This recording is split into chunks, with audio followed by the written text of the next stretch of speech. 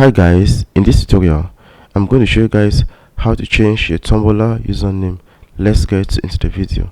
So the first thing you need to do is that you simply need to log in into your Tumblr account.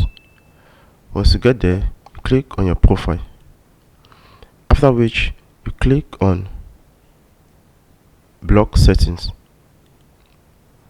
So once you're there, you simply scroll down and you're going to see username. You simply click on it. So guys, after that you can change it if you want. Let's say instead we change it to Elec TV, after which you click what to save.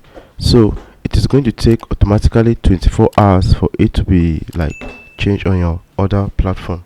Thank you guys for watching. Don't forget to leave your comments in the comment section below. If you face any difficulty doing this, we love you all. See you in our next video. Peace out.